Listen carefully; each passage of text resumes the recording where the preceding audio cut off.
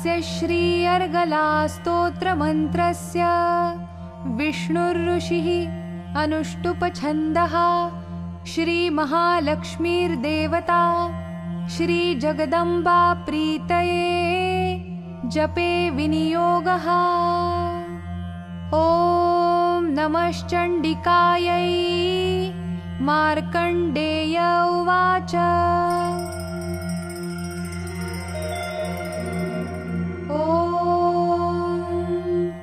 जयन्ती मङ्गला काली भद्रकाली कपालिनी दुर्गा क्षमा शिवा धात्री स्वाहा स्वधा नमोऽस्तुते। जय त्वं देवी चामुण्डे जय भूतार्तिहारिणी जय सर्वगते देवी कालरात्रि नमोऽस्तुते। मधुकैटभविद्रावि विधातृवरदे नमः। रूपं देहि जयं देहि यशो देहि द्विषो जहि महिषासुरनिर्णाशि भक्तानां सुखदे नमः। रूपं देहि जयं देहि यशो देहि द्विषो जहि रक्तबीजवधे देवी चण्डमुण्डविनाशिनी। रूपं देहि जयं देहि यशो देहि द्विषो जहि शुम्भस्यैव निशुम्भस्य धूम्राक्षस्य च मर्दिनी। रूपं देहि जयं देहि यशो देहि द्विषो जहि वन्दिताङ्घ्रियुगे देवी सर्वसौभाग्यदायिनी।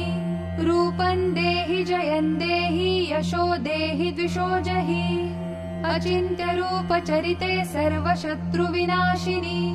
रूपं देहि जयं देहि यशो देहि द्विषो जहि न तेभ्यः सर्वदा भक्त्या चण्डिके दुरितापहे।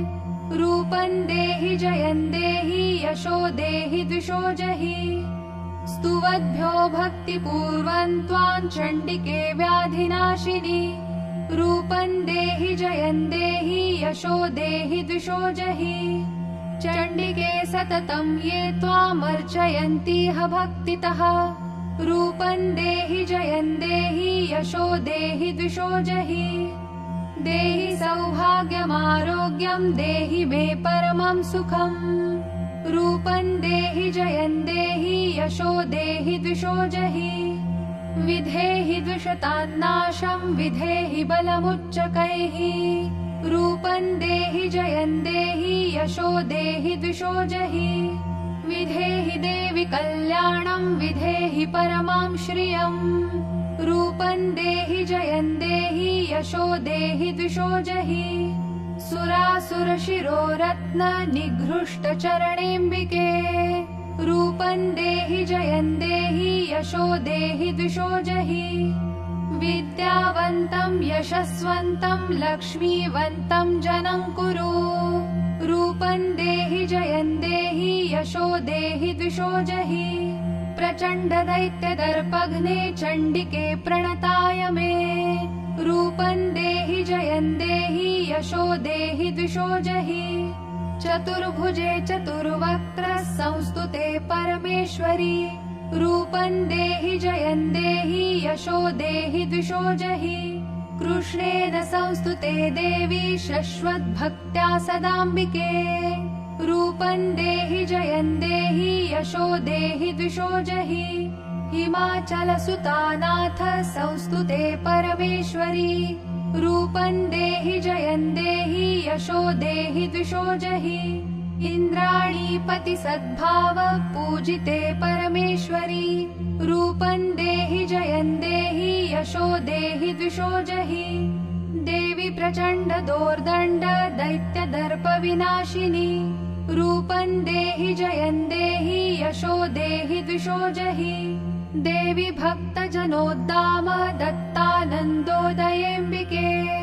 रूपं देहि जयं देहि यशो देहि द्विषो जहि पत्नीं मनोरमां देहि मनोवृत्तानुसारिणीं तारिणीं दुर्गसंसार सागरस्य कुलोद्भवाम्। इदं स्तोत्रं पठित्वा तु महास्तोत्रं पठेन्नरः स तु सप्तशती संख्या वरमाप्नोति सम्पदाम्। इति देव्या अर्गला स्तोत्रं सम्पूर्णम्।